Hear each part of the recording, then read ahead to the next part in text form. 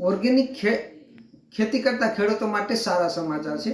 સારા સમાચાર એ છે કે કૃષિ અને સહકાર વિભાગના મંત્રી અમિત શાહે જ્યારે 102 જે 102ની આંતરરાષ્ટ્રીય સહકારી દિવસની ઉજવણી નિમિત્તે એક વાત કરી હતી, જે એ વાત કરી હતી કે ઓર્ગેનિક કૃષિ ઉપજને 100 દુકાનો શરૂ કરવામાં આવશે અને ઓર્ગેનિક લોન્ચ પણ ઓર્ગેનિક જે લોટ છે એને પણ લોન્ચ કરવામાં આવ્યો છે।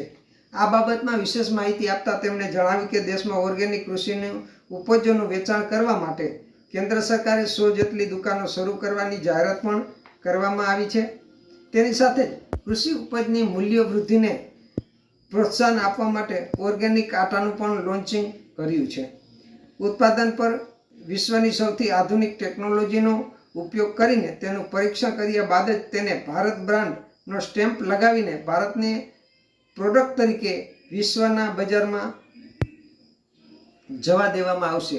એટલે કે જે ખેડૂત મિત્રો જે ખેતી હાલ કરે છે એને વેચાણ વ્યવસ્થાની ઘણી વખત પ્રશ્ન હોય છે। હાલમાં તો જે તાલુકા કક્ષાએ અને જિલ્લા કક્ષાએ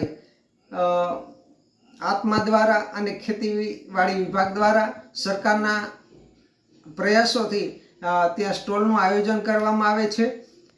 અઠવાડિયામાં અમુક જગ્યાએ 2 દિવસ હોય છે, અઠવાડિયામાં 1 દિવસ હોય છે, જેવી જ્યાં ખેડૂતોનું અને ગ્રાહકોનું અવર જવર વધારે હોય એ પ્રમાણે એનું હાલમાં ગોઠવણી કરી છે। પણ આ જે ગુજરાત રાજ્ય પૂરતું એટલે કે આપણા અહીંનું પૂરતું છે, પણ આખા દેશની અંદર જો આવી રીતે ઓર્ગેનિક ખેતી કરતા થશે ખેડૂતો, તો એને જે વેચાણ વ્યવસ્થા છે એમના માટે 100 દુકાનો શરૂ કરવામાં આવશે અને એને જે લોટ છે, આટા છે, એનું પણ આંતરરાષ્ટ્રીય વેચાણ કરવામાં આવશે। તો ખેડૂત માટે, જે ઓર્ગેનિક ખેતી કરતા ખેડૂતો માટે આ મહત્વના સમાચાર છે।